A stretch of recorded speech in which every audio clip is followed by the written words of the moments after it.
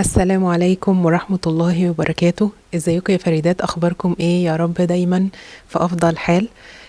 كنت فاكرة ان الموضوع اللي هتكلم فيه النهاردة ده له علاقة بيا انا لوحدي او مهم ليا انا لوحدي، لكن اكتشفت انه لأ، كلنا بنبحث عن ان احنا نعرف نفسنا. عمرك كده وقفتي قدام المراية وسألتي نفسك هو انا اعرف نفسي بجد؟ اعرف جوايا في ايه؟ اعرف الحاجات المفضلة عندي، الحاجات اللي بحبها والحاجات اللي ما بحبهاش حقيقي؟ هل انا عارفة نقط القوة بتاعتي، نقط الضعف في شخصيتي؟ عارفة ايه اللي بيريحني والاماكن اللي بحب اغير فيها جو؟ عارفة هواياتي وعارفة انا شاطرة في ايه؟ عارفة انا عايزة اوصل ايه بحياتي في النهاية؟ عارفة هدفي من وجودي في الحياة؟ ولا انا مجرد ان انا عايشة كده دايبة في دوري في الحياة؟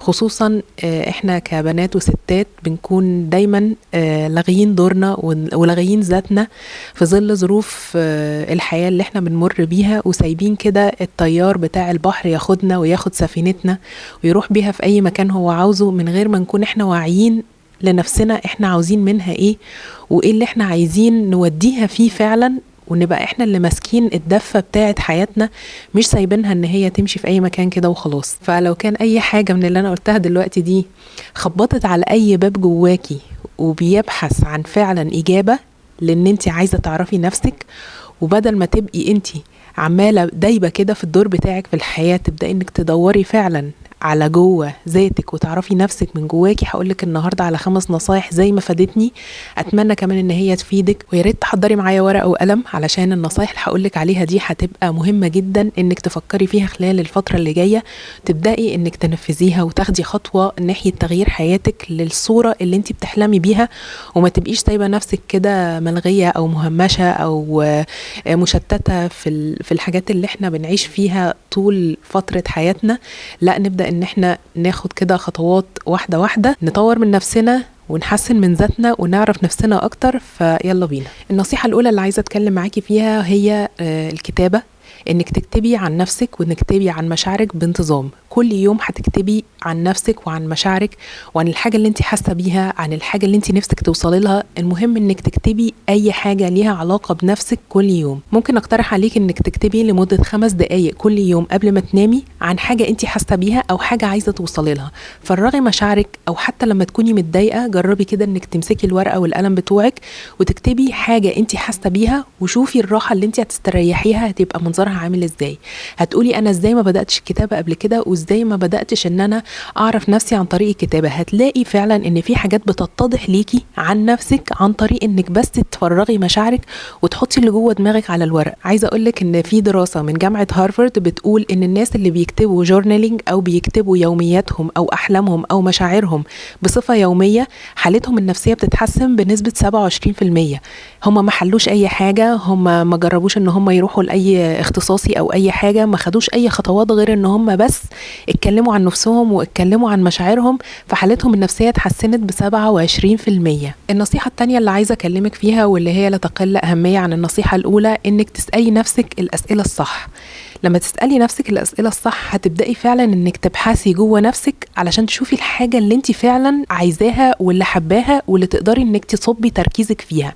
يعني بدل ما تسألي نفسك وتقولي انا ليه فاشلة في الموضوع ده، انا ليه عمري ما نجحت، انا ليه كل حاجة بسعى فيها ما بلاقيش منها نتيجة، هتبدليها بقى بالأسئلة بتاعت ايه الحاجة اللي انا محتاجة اغيرها علشان انجح في الموضوع ده. طب لو كان المجال ده مش مناسب ليا، طب ايه هو المجال اللي انا ممكن احقق فيه نتيجة افضل ويكون سهل عليا واقدر ان اكون فيه مبسوطة. لو الناس دول انا ما كنتش مبسوطه معاهم وبيحسسوني بالمضايقه ناحيه نفسي، طيب انا ممكن ابدلهم بمين علشان اقدر اني احس بمشاعر كويسه ناحيه نفسي وابني بيئه كويسه حواليا تساعدني ان انا اتطور وان انا اكتشف ذاتي بشكل افضل واساعد نفسي اني اشوف ايه اللي انا عايزاه. النصيحه دي هيكون الهدف منها انك هتوجهي التركيز بتاعك ناحيه الحلول، مش هتوجهي التركيز بتاعك ناحيه المشكله. يعني انت مش هتقولي انا ليه فاشله، انا ليه ما بنجحش، لا، انت هتبقي بتدوري على الحلول. يعني تفكيرك هيبقى دايما متصمم انه يدور على حل لمشكلتك، مش ان انا اروح للمشكله واغرق في المشكله وافضل اتكلم عن المشكله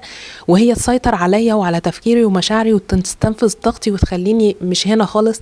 لا، انا هحاول اني اركز على الحل بتاع الموضوع، وهو ده اللي يعني استهلاك الطاقة المفيد. هستهلك طاقتي في حاجة تفيدني هتطلعني قدام، وهو ده الهدف من النصيحة. النصيحة الثالثة اللي عايزة أقولك عليها واللي هي مهمة جدا جدا، وبجد طرقت فكرة جديدة جدا في مخي لما عرفتها، إنك تراقبي ردود أفعالك في المواقف الصعبة. انتوا عارفين المواقف الصعبة بتبين حقيقة البني آدم فعلا، سواء احنا أو سواء أي حد قدامنا، بس احنا مركزين النهاردة على نفسنا، وإن احنا نعرف نفسنا من جواها، وإن احنا نبحث من جوه قوي. فانتي لما تتعرضي لموقف صعب هتبدأي إنك تعرفي في الموقف ده رد فعلك كان عامل إزاي. هتنسحبي ولا هتنهاري ولا هتواجهي ولا هتستفهمي ولا هتستني ولا هتستعيني بحد إن هو يساعدك. رد فعلك على الموقف الصعب ده هيبين لك حاجات كتيرة مهمة عن نفسك. لو كنت شايفة ان انت بتنهاري او بتنسحبي او بتتعصبي او ان انت بتتعرضي لموقف متكرر بيبقى زي نمط كده في حياتك، فانت محتاجة انك تكتبي الموضوع ده وتبدأي انك تلاحظي. انا مثلا لما ولادي بيعصبوني انا بوصل لمرحلة كبيرة جدا من الغضب، وبعد كده بينتج عن الغضب ده تصرفات انا ما بحبهاش.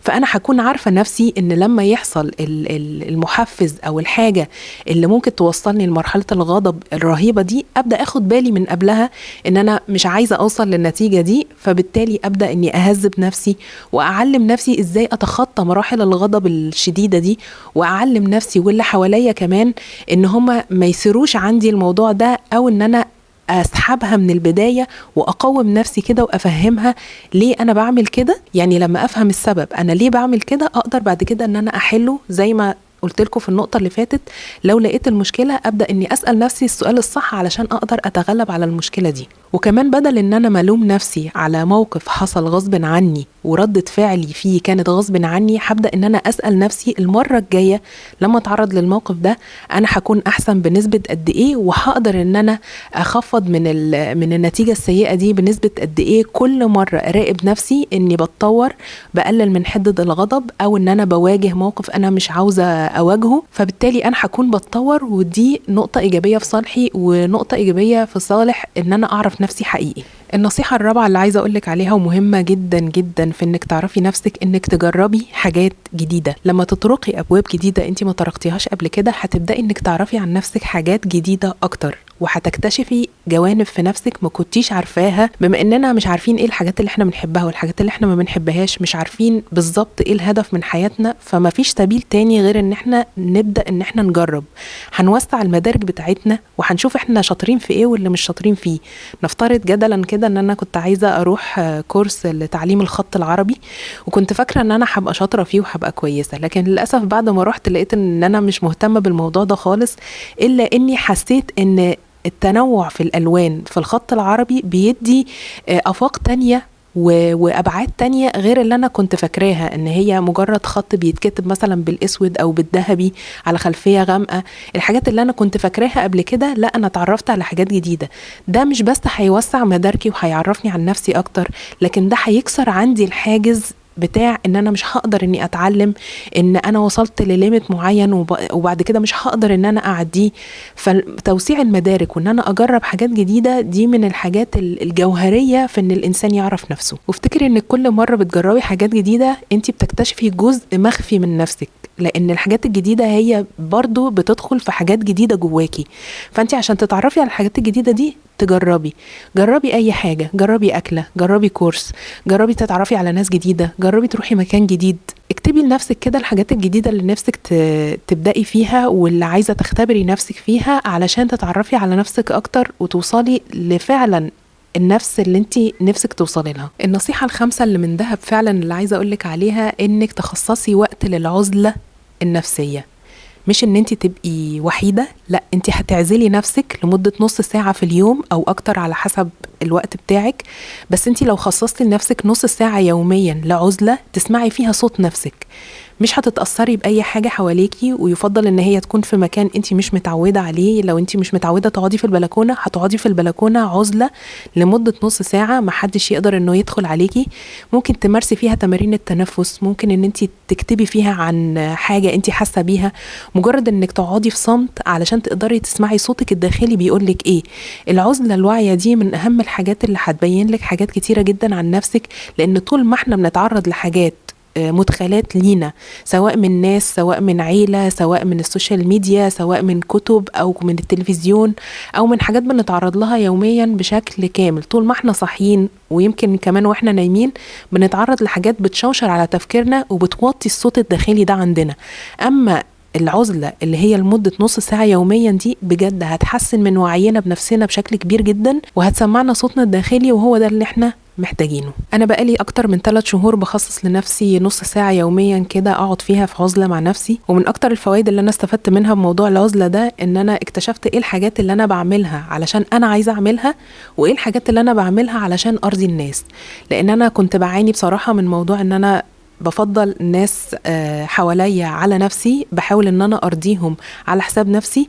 لكن بعد ما درست الموضوع ده في حياتي كده وتعمقت في نفسي، ان انا بشوف الحاجة اللي انا بحاول اسعى اني ارضي الناس فيها واحاول ان انا اقللها، وفي نفس الوقت بحاول ان انا اعلي من الحاجات اللي انا عايزة ارضي فيها نفسي وعايزة اعملها علشان نفسي.